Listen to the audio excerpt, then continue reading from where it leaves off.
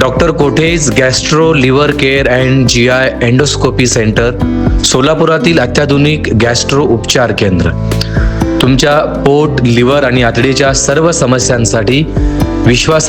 राज्यभरात प्रचंड खळबळ उडवून देणाऱ्या भोंदूबाबा मनोहर भोसले प्रकरणात सोलापूर ग्रामीण पोलिसांच्या विशेष तपास पथकाला SITला मोठे यश मिळाले असून पुणे जिल्ह्यातील स्वामी चिंचोली, तालुका दौंड येथील दत्तकला शिक्षण संस्थेची सचिव माया रामदास झोळ हिच्यासह राजेंद्र हुंबे, लक्ष्मीकांत लिगाडे या इतर 2 साथीदारांना न्यायालयाने 21 ऑगस्ट 2026 पर्यंत पोलीस कोठडी सुनावली आहे. संस्थेचा संस्थापक अध्यक्ष रामदास झोळ हा फरार झाल्याने पोलीस पथके त्यांच्या शोधासाठी रवाना झाली आहेत.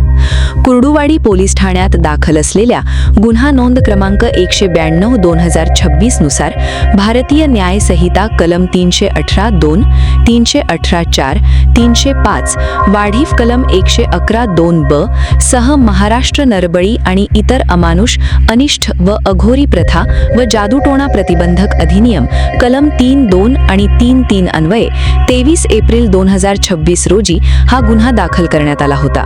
मुख्य आरोपी मनोहर चंद्रकांत भोसले आणि त्याच्या साथीदारांवर सोलापूर ग्रामीण जिल्ह्यात एकूण 6 गुन्हे दाखल असून या प्रकरणाचे गांभीर्य लक्षात घेऊन सोलापूर ग्रामीणचे पोलीस अधीक्षक श्री अतुल कुलकर्णी यांनी विशेष तपास पथक SIT स्थापन केले होते.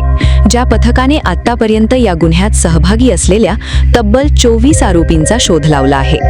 तपासादरम्यान अघोरी प्रथा आणि फसवणुकीतून मनोहर भोसले याला मिळालेल्या अवैध पैशांची विल्हेवाट लावण्यात दत्तकला शिक्षण संस्थेचे संस्थापक अध्यक्ष रामदास झोळ याचा थेट सहभाग असल्याचे निष्पन्न झाले आहे. त्यांना मदत करणारे संस्थेतील आरोपी राजेंद्र गोकुळ हुंबे याला 11 ऑगस्ट रोजी तर लक्ष्मीकांत मनमथ लिगाडे याला 13 ऑगस्ट रोजी अटक करण्यात आली होती. सविस्तर पोलीस तपासात रामदास झोळची पत्नी माया झोळ यांचाही या गुन्ह्यात सहभाग असल्याचे पोलीस तपासात निष्पन्न झाले आहे. पोलिसांनी 16 ऑगस्ट रोजी माया झोळ यांनाही बेड्या ठोकल्या होत्या. दरम्यान पूर्व पोलीस कोठडीची मुदत संपल्यानंतर आज 17 ऑगस्ट 2026 रोजी पोलिसांनी या तिन्ही आरोपींना न्यायालयात हजर करण्यात आले. पुढील तपासासाठी पोलीस कोठडीची मागणी केली असता न्यायालयाने या गुन्ह्याचे गांभीर्य पाहता तिघांनाही 21 ऑगस्ट 2026 पर्यंत पोलीस कोठडी रिमांड मंजूर केली आहे.